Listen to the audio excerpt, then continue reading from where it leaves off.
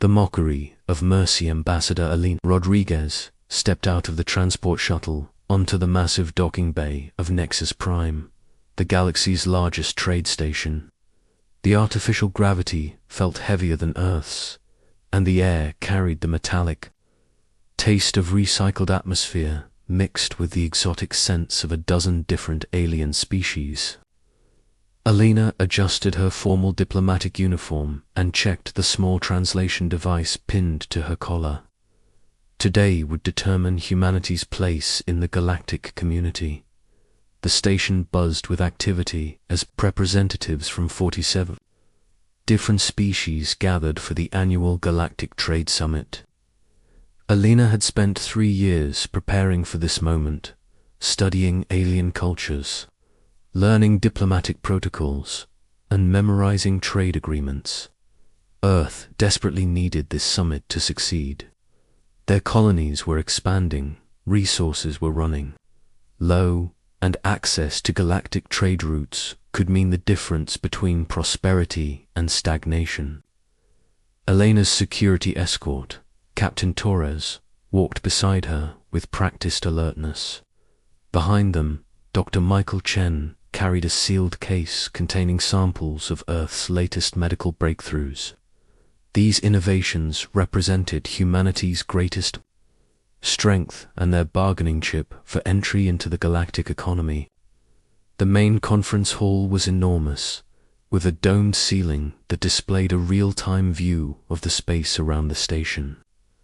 Hundreds of delegates sat in species-specific sections, their voices creating a symphony of different languages and communication methods. Alina noticed how the other species watched her team with curious expressions. Some seemed amused, others appeared dismissive. Alina took her assigned seat in the newcomer section, an area reserved for species seeking full trade membership. She had studied her neighbors. To her left sat the insectoid Zik delegation, known for their efficiency and cold business practices. To her right were the gaseous nebula dwellers, who communicated through color changes in their containment suits. The summit chairman, a towering reptilian creature called Supreme Arbiter Vorthok, called the session to order. His voice boomed through the hall without need for amplification. We gather today to discuss trade rights, territorial boundaries, and the applications of lesser species seeking full membership in our galactic economy. Alina winced at the term lesser species, but maintained her diplomatic composure. She had been warned that many established galactic civilizations viewed newer species as inferior until they proved otherwise. The challenge was proving humanity's worth without appearing threatening. When Earth's turn came, Alina stood gracefully and activated her presentation hologram. Images of human cities, medical facilities, and peaceful colonies filled the air above the delegates. Honored representatives, she began, humanity comes before you not as conquerors or exploiters, but as partners. We offer our knowledge freely and seek mutual cooperation. A harsh laugh echoed from the Corvin Empire section. General Krath, a massive humanoid with grey skin and battle scars covering his arms, stood up without waiting for permission to speak. Partners, he growled. We have observed your species for decades. You send medical aid to planets ravaged by war. You offer food to starving colonies. You negotiate peace treaties between enemies. You are weak. Murmurs of agreement rippled through several sections of the hall. Alina felt her team tense behind her, but she maintained her calm expression. We prefer to call it compassion, General. Humanity believes that helping others ultimately benefits everyone. This triggered outright laughter from multiple delegations.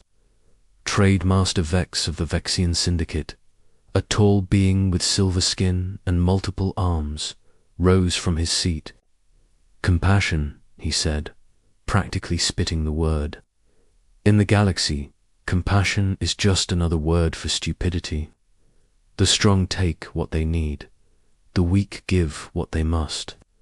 Alina kept her voice steady. Perhaps that explains why so many regions of the galaxy remain in constant conflict. Humanity has brought peace to 17 different systems through diplomatic solutions and humanitarian aid. Peace through weakness, General Krath declared. Your medical technology keeps our enemies alive to fight another day. Your food shipments strengthen civilizations that should be allowed to fail. Your peacekeeping missions interfere with natural selection on a galactic scale. Dr. Chen stepped forward, unable to remain silent. Our medical technology has saved millions of lives across dozens of species. We've eliminated 3 separate plagues that threaten to wipe out entire civilizations. Exactly our point, Trademaster Vex replied smoothly. You give away your most valuable resources for nothing. This proves you don't understand their true worth. Perhaps more experienced species should manage these technologies properly. The implication hit Alina like a physical blow. They weren't just mocking humanity's compassion, they were planning to steal their innovations. She glanced around the hall and saw the same calculating expressions on dozens of alien faces. They had studied Earth's generosity and mistaken it for weakness. Supreme Arbiter Vorthok seemed amused by the exchange. The Corvan Empire and Dexian Syndicate raise valid concerns about humanity's unusual approach to galactic relations. Perhaps Earth would benefit from guidance in these matters. Alina recognized a trap when she saw one, but diplomatic protocol demanded she respond carefully. Humanity appreciates all advice, but we believe our methods have proven successful. General Krath's laugh was like grinding metal. Successful. Your colonies are scattered across barely inhabited systems. Your military consists of exploration vessels and rescue ships. Your entire species could be conquered by a single well-equipped battle fleet. We choose not to build weapons of mass destruction. Alina replied firmly. We believe in solving conflicts through dialogue and cooperation. Then you choose to remain prey, Trademaster Vex said coldly. The galaxy is not kind to prey species. Perhaps Earth should consider protection arrangements. Alina's blood ran cold. What kind of protection arrangements? The 2 alien leaders exchanged glances. General Krath smiled, revealing rows of sharp teeth. Simple terms. Earth provides its medical technology, manufacturing capabilities, and resource extraction data to more experienced species. In return, we ensure no harm comes to your colonies. That sounds remarkably like extortion, Captain Torres said quietly. Speaking for the first time, the alien delegates around them burst into laughter again. Trademaster, Vex gestured dismissively. Call it whatever makes you comfortable. The terms are non-negotiable. Earth has 72 hours to transmit the requested technologies and data. Refuse, and your outlying colonies will discover how dangerous space can be for the unprepared. Alina felt the weight of 40 billion human lives settling on her shoulders. She looked around the hall, hoping to see support from other species, but found only indifference or hostile amusement. Humanity was alone, surrounded by predators who had finally decided to drop their masks. Dr. Chen leaned close to Elena's ear. Ambassador, we can't let them have our medical technology. They'll weaponize it or sell it at prices that ensure only the wealthy survive diseases. Alina nodded slightly, her mind racing through options. Diplomatic immunity would protect her team on the station, but Earth's colonies were scattered and vulnerable. Some were barely defended by patrol ships designed for asteroid mining and search and rescue operations. We need time to consult with our government, Alina said formally. Of course, Supreme Arbiter Vorthok replied with mock courtesy. 72 hours should be sufficient for even a slow species like humans to make such a simple decision. The session ended with Elena's head spinning. As the delegates dispersed, she caught fragments of conversations in various languages. The translations coming through her device painted a clear picture. Multiple species were already discussing how to divide Earth's territories and technologies. Some debated whether humans would make better slaves or pets. Asterisk back in their assigned quarters, Elena's team gathered around a secure communication terminal. Captain Torres activated multiple scanning devices to ensure their conversation couldn't be monitored. Dr. Chen paced nervously while Elena stared at the communication console. "What are our options?" Dr. Chen asked quietly. "Limited," Elena replied. "We could agree to their demands and hope they honor the protection agreement. We could refuse and hope Earth's defenses are stronger than they appear. Or..." She paused, her finger hovering over a specific communication code that would send an encrypted message back to Earth. The code was simple, Protocol Omega. She had hoped never to use it. Or what? Captain Torres asked.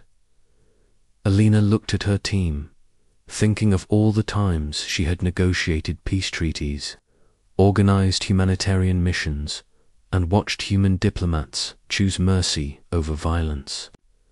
The galaxy had interpreted their compassion as weakness.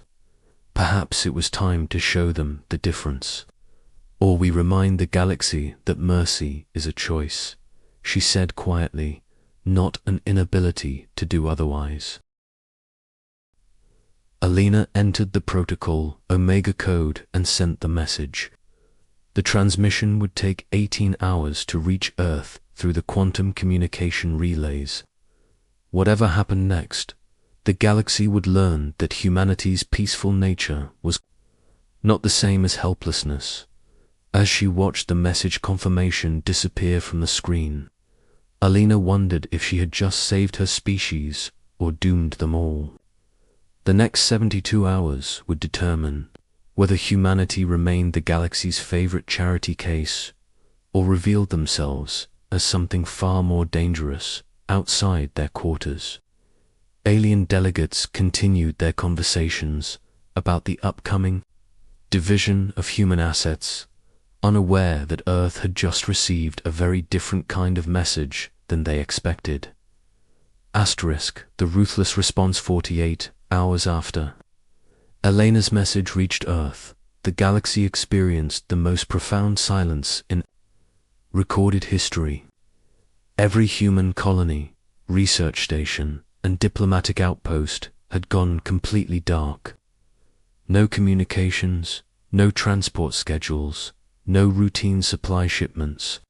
It was as if humanity had simply vanished from space. On Nexus Prime, the alien delegates grew increasingly nervous as the deadline approached. General Krath paced in his quarters, his military advisors struggling to explain why their surveillance networks couldn't locate a single human vessel in any of the known colonies. Trademaster Vex had deployed scanning fleets to Earth's system, but they reported finding nothing except automated defense satellites that politely requested the ships maintain safe distances.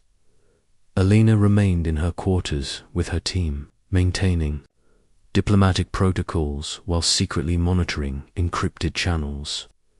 She knew what the silence meant, but the galaxy was about to learn a lesson that humanity had hoped never to teach. Supreme Arbiter Vorthok called an emergency session with 6 hours remaining before the deadline. The Great Hall buzzed with nervous energy as delegates demanded explanations for humanity's disappearance. Elena took her seat calmly, noting how many species now watched her with suspicion instead of amusement. Ambassador Rodriguez Vortaki began, his reptilian voice carrying an edge of concern. Your species appears to have ceased all galactic activities. Are you preparing to comply with the protection arrangement terms? Alina stood slowly, her diplomatic training keeping her expression neutral. Humanity is considering all available options, Supreme Arbiter. We take threats against our people very seriously. General Krath slammed a clawed fist on his delegation's table. Threats, we offered protection. Your people have 43 colonies scattered across 12 systems with minimal defenses. Accept our generous terms, or discover what happens to species that refuse galactic guidance. The countdown reached 0 at exactly 13:47 Galactic Standard Time. Alina checked her chronometer and nodded to Captain Torres, who activated a secured communication device. General Krath, Trademaster Vex. She said clearly, humanity's answer is no. The alien delegates erupted in shocked conversations.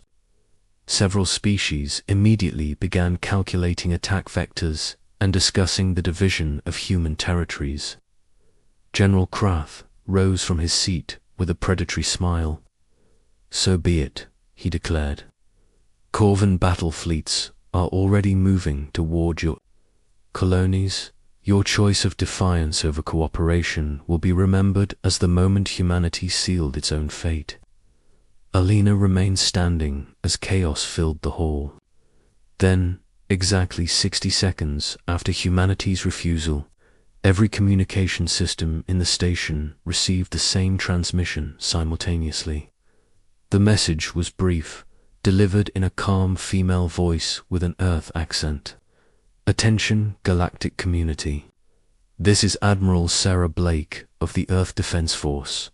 For decades, humanity has chosen diplomacy over warfare, aid over exploitation, and mercy over revenge. These choices were not made from weakness, but from strength.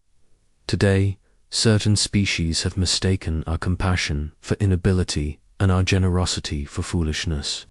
They have threatened our people and demanded our surrender. This is our response. The transmission ended, leaving the hall in stunned silence.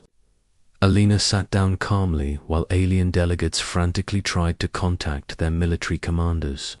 For exactly 3 minutes, nothing happened. Then the reports began flooding in. The first came from a Corvan military outpost in the Zarian system.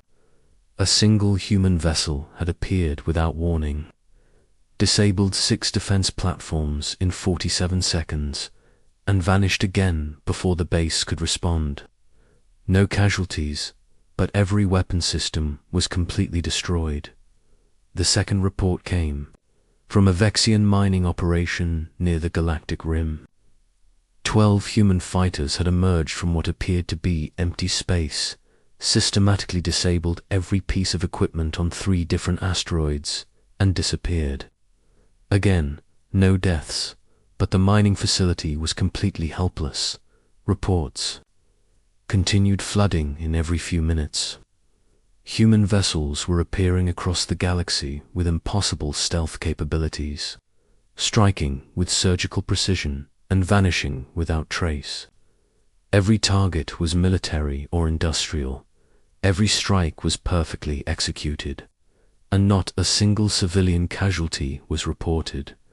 General Krath was screaming into his communication device, demanding status reports from his scattered fleets.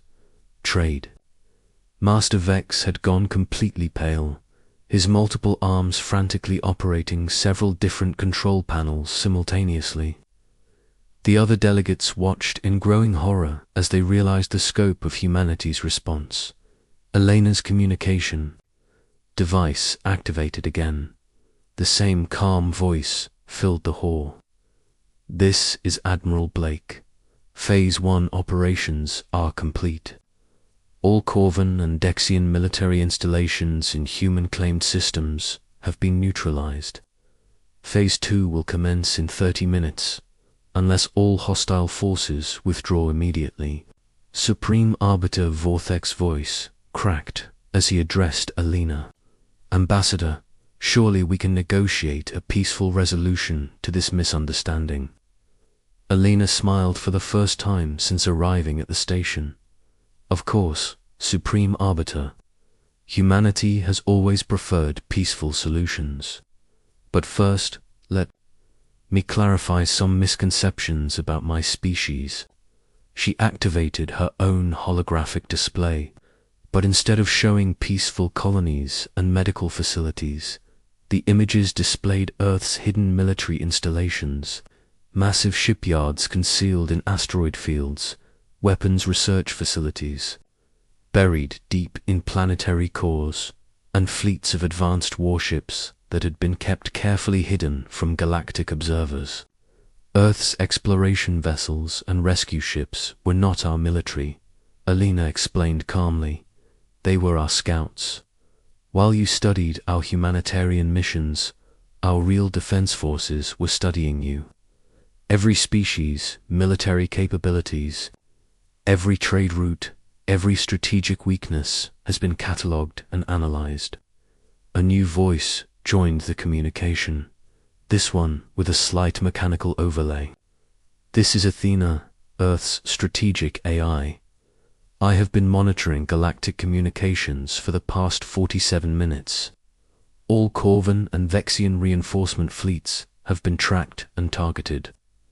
Phase 2 operations will neutralize them simultaneously if they do not withdraw. General Krath's flagship was one of the most powerful vessels in the galaxy. But Alina watched his confidence crumble as his tactical officers reported impossible sensor readings. Human ships were surrounding his position, but their scanners showed empty space. The stealth technology humanity had developed was generations ahead of anything the galaxy had seen. Trademaster Vex finally found his voice. This is impossible. Our intelligence networks monitored Earth for decades. Your military capabilities were barely adequate for system defense.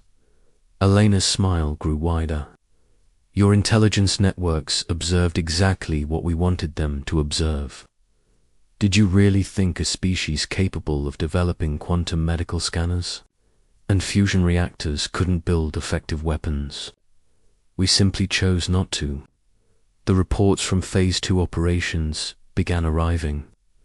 Corvan reinforcement fleets found themselves surrounded by vessels they couldn't see or target. Dexian battle groups discovered their weapon systems had been remotely disabled by some form of technological virus. In both cases, the human forces offered the same terms: withdraw immediately or be destroyed. Asterisk. Commander Jake Morrison's voice joined the communication network. This is Stealth Squadron Alpha.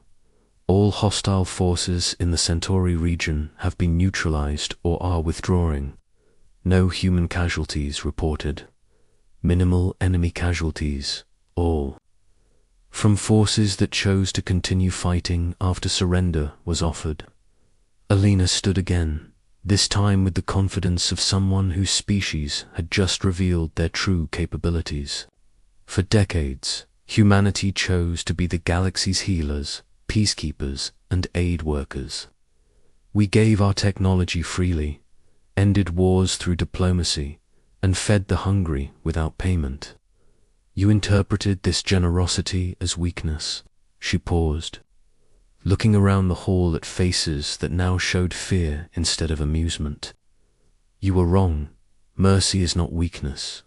Compassion is not inability. Humanity is not prey. We are predators who chose to be gardeners. Today, certain species forced us to remember our true nature. Admiral Blake's voice returned to the communication. System, all hostile forces have either withdrawn or been neutralized. Earth's colonies are secure. However, this incident has demonstrated the need for new galactic policies regarding threats against peaceful species. Alina activated one final holographic display showing Earth's true military might. Fleets of advanced warships, armies of robotic soldiers, and weapon systems that made the galaxy's current technology look primitive. Humanity will continue to offer aid, medical assistance, and diplomatic solutions to those who need them. But we will no longer tolerate threats, exploitation, or attempts to steal our technology. Supreme Arbiter Vorthak's voice was barely a whisper. "What do you want from us?" "The same thing we have always wanted," Alina replied. "Mutual respect, fair trade, and peaceful cooperation. The difference is that now you understand the consequences of refusing these terms." General Krath had collapsed into his chair, his military advisors still trying to process how their fleets had been so completely outmaneuvered. Trademaster Vex was calculating the economic implications of humanity's technological superiority, realizing that Earth had just become the most powerful trading partner in the galaxy.